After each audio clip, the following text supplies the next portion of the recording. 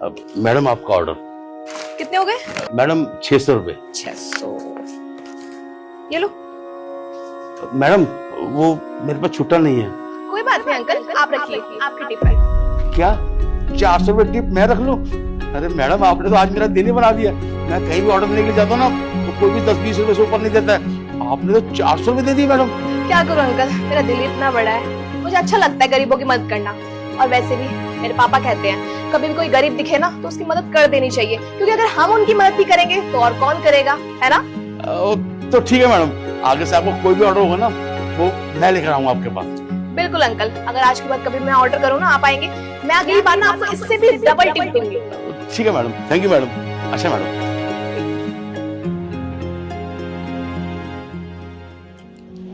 क्या बात है राजा, इतना उदास क्यों बैठा है? क्या बात है? और मुझे एक बात बता, तो अपनी बर्थडे पार्टी कहाँ दे रहा है? काहेगी बर्थडे पार्टी यार? बर्थडे पार्टी के लिए पैसे चाहिए होते और पैसे मेरे पास है नहीं, कुछ कमाता धमाता हूँ नहीं। और वैसे भी तेरे बाप की तरह मेरा बाप नहीं है अमीर ज्यादा। तेरे बाप के पास अंधा पैसा है, तू खर्च कर सकती है, लेकिन मेरा बाप मुझे कुछ भी नहीं देगा। मैं तो सोच रहा हूँ इस बार बर्थडे में गायब हो जाऊंगा, घर पे नहीं रहूंगा। अरे तू टेंशन क्यों ले रहा है? भूल गया क्या अपने दोस्त को? तेरे दोस्त के पास इतने पैसे है ना, एक बर्थडे क्या 2-3 बर्थडे तो ऐसे बना दो, किसी के भी पता भी नहीं चलेगा। और कितने पैसे लगेंगे ज्यादा से ज्यादा? 1 लाख, 2 लाख, 3 लाख? तू मुझे बता तो सही, मैं तुझे अभी ट्रांसफर करती हूँ। क्या बात कर रही है यार, ये तो सही हो जाएगा फिर। मतलब मैं ना अपने दोस्तों को बुला लेता हूँ और एक इवेंट ऑर्गेनाइज कर देता हूँ, कोई फार्म बुक कर देता हूँ, वहाँ पे अच्छे से सेलिब्रेट करेंगे, है ना? हाँ, ये अच्छा आइडिया है। एक काम कर, तू भी अपने फ्रेंड्स को बुला ले, मेरे भी कुछ दोस्त हैं जो मुझसे मिलना चाहते थे, मैं उनको आज रात बुला लेती हूँ और अच्छे से तेरा बर्थडे सेलिब्रेट करेंगे आज। और पैसों की टेंशन तो बिल्कुल मत लियो, तो जितना भी खर्चा होगा ना, खाने पीने का, डांस बार जो भी कुछ है, आज सब कुछ तेरी फ्रेंड पे करेगी। बेस्ट हो जाएगा यार, थैंक यू सो मच।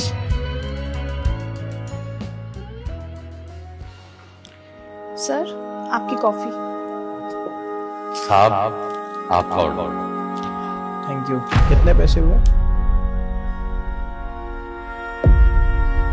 नमस्ते मैम साहब, आप यहाँ पे? आप इनको क्यों नमस्ते कर रहे हो? जानते हो आप इनको? अरे साहब, अच्छे इंसान को कौन नहीं जानता। ये तो बहुत अच्छी मैडम है। मैं इनके यहाँ जब भी डिलीवरी के लिए जाता था ना तो ये मैडम हर बार मुझे 500, 300, 1000, 2000 तक टिप दे देती थी। ये तो बहुत अमीर मैडम है। मैडम वैसे ये ऑफिस आपका है क्या? नहीं, ये ऑफिस इनका नहीं है, ये यहाँ पे काम करती है। क्या ये मैडम यहाँ काम करती हैं? मैडम आप तो बहुत अमीर थे, आप तो वो कोठी में वहाँ रहते थे ना जब मैं आपके पास ऑर्डर देने के लिए आता था, और आप मुझे हर ऑर्डर पे 500, 1000 रुपये टिप दे देती थी।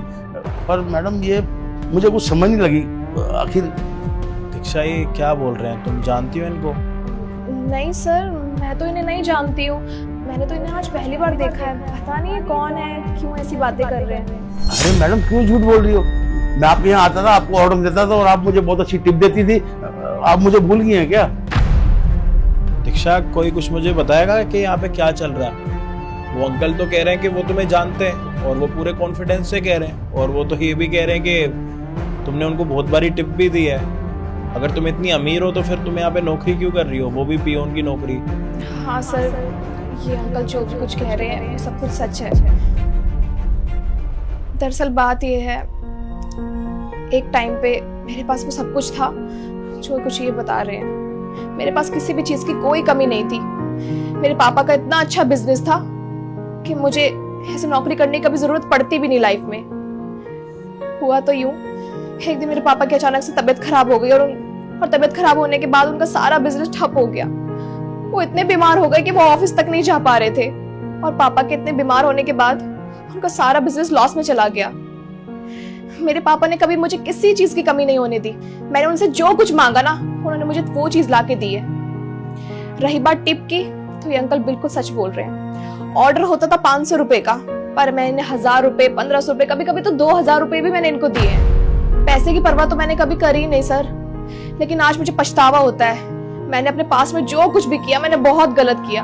अगर उस टाइम अगर मैं अपने हाथ को थोड़ा बंद करके रखती ना, ऐसे खुला खर्चा ना करती, तो आज मुझे इस ऑफिस में पियून की नौकरी ना करनी पड़ती। मुझे बहुत पछतावा है अपने किए पर, लेकिन क्या करूं सर, अपना घर चलाने के लिए कुछ तो मुझे करना होगा ना। और कंपनियों में मैं गई थी इंटरव्यू के लिए, पर किसी ने मुझे नहीं रखा। तो आपका बहुत बहुत शुक्रिया अदा कि आपने मुझे नौकरी तो दी, और ये अंकल बिल्कुल सच कह रहे हैं, इन्होंने अब तक जो कुछ भी कहा ना सर, वो एक एक बात सच है।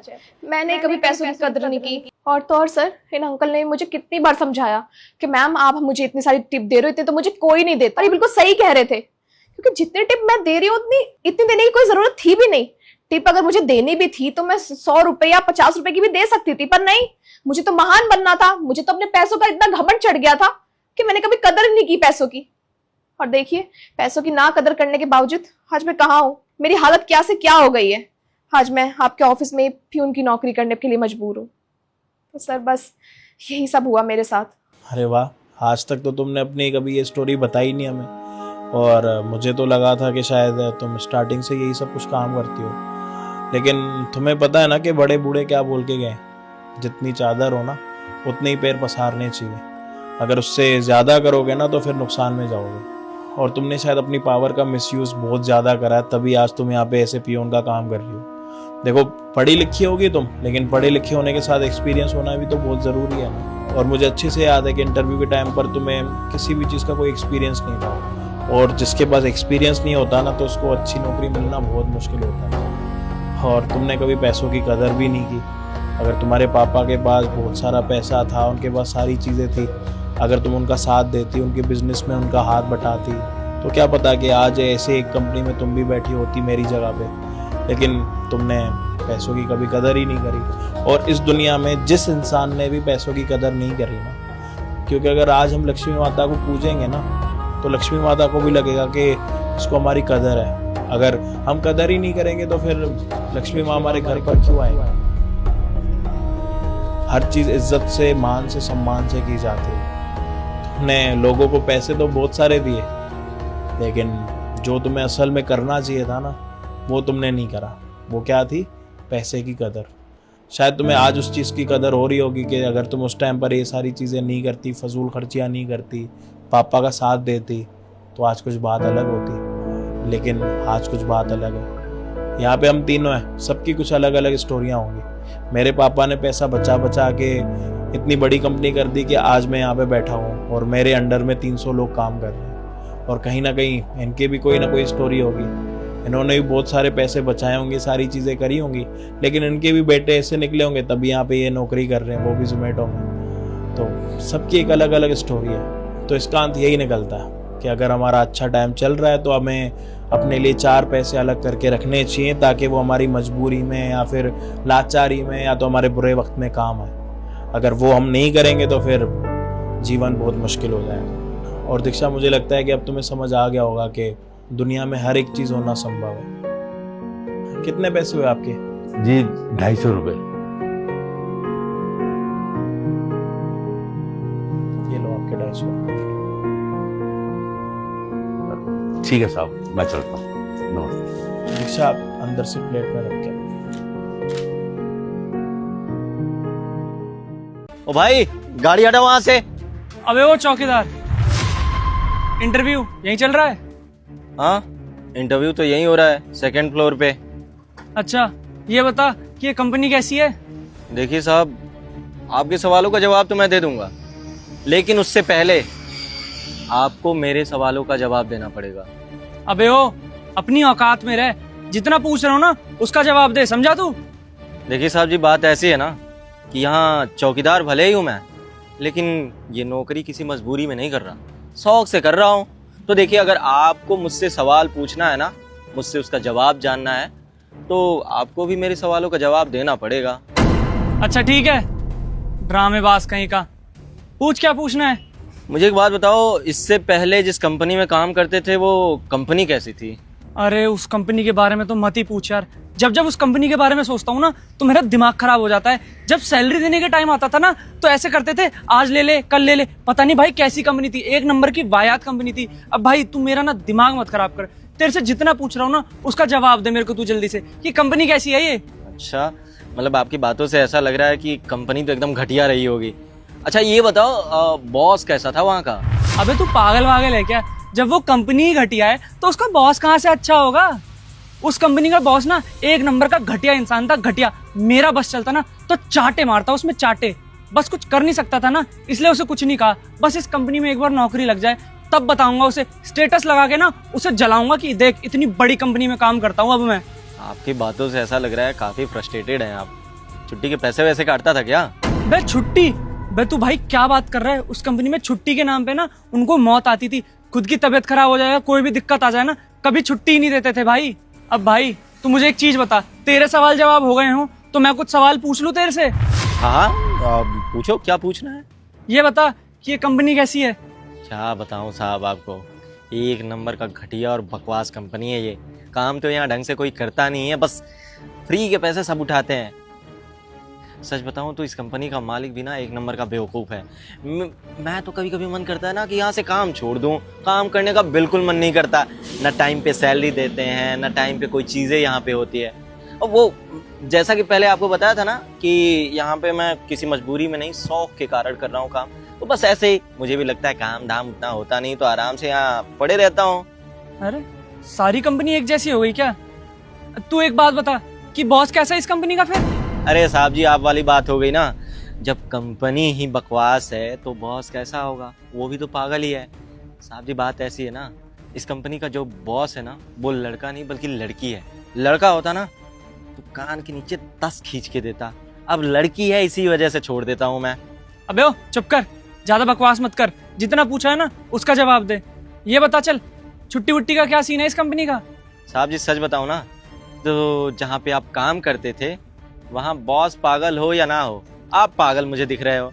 अरे वही वाली बात हो गई ना, ना कंपनी अच्छी है ना बॉस अच्छा है, तो यहाँ का रूल एंड रेगुलेशन कैसा होगा? बकवासी होगा, घटिया ही होगा। अरे साहब जी क्या बताऊँ, एक दिन अगर छुट्टी मार दो यहाँ पे तो 7 दिन के पैसे काटते हैं ये लोग। देख एक बार ना इस कंपनी में नौकरी लगने दे, सबसे पहले ना तेरी नौकरी खाऊंगा। सबसे पहले तेरे को इस कंपनी से उठा के बाहर फेंकूंगा। बहुत बोलता है तू, समझा तू? ओ साहब जी, ये धमकी ना अपने पास रखो। डरता नहीं हूँ मैं किसी से।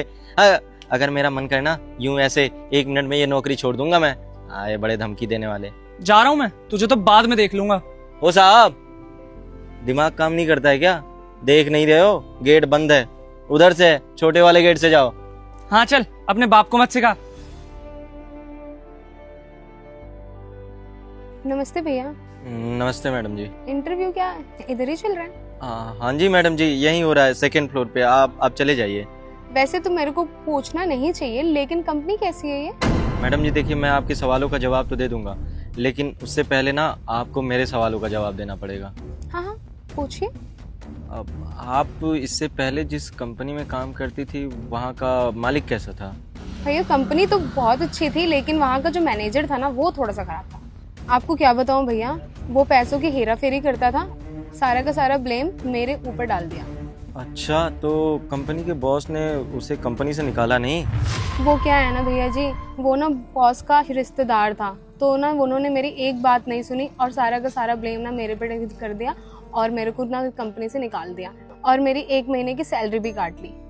वैसे मैडम जी, मैं बुरा नहीं सोच रहा हूँ, अच्छा सोच रहा हूँ, लेकिन अगर इस कंपनी में भी ऐसा ही हुआ आपके साथ तब क्या करोगी आप? अरे भैया तब तो अगर यहाँ पे भी ऐसा हुआ तब तो मैं अपनी किस्मत ही समझूंगी कि ना किस्मत ही खराब है मेरी। ये तो बहुत सही बात कही मैडम जी आपने। चलिए, हम तो ऊपर वाले से दुआ करेंगे कि आपके साथ अच्छा ही हो। जाइए, वो छोटे वाले गेट से चले जाइए आप। अबे सिक्योरिटी गार्ड, ये क्या बदतमीजी है? नमस्ते मैम साहब। नमस्ते क्या भाड़ में? पहले तो ये बता मुझे कि जो भी यहाँ पर एम्प्लॉय आ रहा है इंटरव्यू देने के लिए, तुझे क्या पट्टी पढ़ा रहा है? क्या क्या बोल रहा है उनसे? वो जो पहला इंसान आया था उससे तूने क्या बोला कि यहाँ की बॉस 1 नंबर की घटिया, चांटे बजाने का मन करता है। और दूसरी चीज, सैलरी काटती हूँ। कितनी बार सैलरी काट ली मैंने तेरी? मैडम जी बात ऐसी है ना कि हम आपका नमक खाते हैं और आपके साथ नमक हलाली तो करेंगे नहीं। और जो भी हमने किया है वो आपके और आपके कंपनी के भलाई के लिए किया है। वो ऐसे कि मान लीजिए, मैं भी चाहता हूँ कि यहाँ पे जो भी कैंडिडेट आए ना वो बेस्ट से बेस्ट हो। ऐसा नहीं कि कोई भी यहाँ पे उठ के आया, इंटरव्यू दिया और सेलेक्ट हो गया। तो मैडम जी मैंने जो भी किया ना बस इस कंपनी के भलाई के लिए किया। वो कहते हैं ना कि ऐसे पहले ही जान लेना ज़रूरी होता है कि इस कंपनी में जो काम करने आ रहा है उसका व्यवहार कैसा है, चरित्र कैसा है, कैसा सोचता है कंपनी के बारे में। इसलिए वो एक छोटा सा हम अपनी तरफ से इंटरव्यू ले रहे थे, ये जानने के लिए कि जो भी यहाँ पे कैंडिडेट आ रहा है वो सही तो है ना। अच्छा, तो तुम इस कंपनी के HR हो, है ना? नहीं मैम साहब, हम तो हैं एक चौकीदार ही। हम अपनी औकात में ही हैं। लेकिन बस चाहते हैं कि जिस कंपनी में हम काम करते हैं उसका बुरा ना हो, उसका भला ही चाहते हैं। वैसे मैडम जी, ये जो दोनों लोग गए हैं ना, एक वो भाई साहब और ये मैडम, तो मैं चाहता हूँ आप मैडम को ही सेलेक्ट करो। बहुत अच्छी हैं दिल की और अच्छे से काम करेंगी यहाँ पे। क्या बात है सतीश, मुझे ऐसा लगता है कि तुम्हें इन सब चीजों की बहुत अच्छी नॉलेज है, काफी स्मार्ट हो तुम। अच्छा एक बात बताओ मुझे, कितने पढ़े लिखे हो तुम? मैडम जी हम तो 8वीं पास हैं। 8वीं? झूठ बोल रहे हो मुझसे? अरे नहीं मैडम जी, हम आपसे झूठ थोड़ी ना बोलेंगे, हम सही बोल रहे हैं, हम 8वीं पास ही हैं। अरे नहीं, मैंने कब बोला कि तुम झूठ बोल रहे हो? मैंने तो इस बेस पर बोला है कि जिस तरीके से तुम लोगों से बात करते हो, उनसे कम्युनिकेट करते हो, ऐसा सिर्फ एक अच्छी स्किल्स वाला इंसान कर सकता है, जो कि तुम में है। पहले जब मैंने तुम्हारी बातें सुनी तब मुझे तुम पर बहुत गुस्सा आया, मन किया कि तुम्हें कंपनी से बाहर निकाल दूं। लेकिन उसके बाद जब मैंने इसके पीछे की वजह जानी तो मुझे बहुत अच्छा लगा। अरे तुम तो हमारी कंपनी के बारे में अच्छा ही सोच रहे हो। देखो, जब तुम हमारी कंपनी के बारे में इतना अच्छा सोच रहे हो तो तुम्हें कंपनी के बाहर नहीं बल्कि कंपनी के अंदर होना चाहिए। तो तुम आज से हमारी कंपनी के HR टीम में ज्वाइन करो। तुम आज से ना हमारी कंपनी में जो भी एम्प्लॉयज आएंगे इंटरव्यू देने के लिए, उन सबका इंटरव्यू लोगे। अरे मैडम जी, आप कहाँ इस छोटी सी बात को इतना बड़ा बना रही हैं?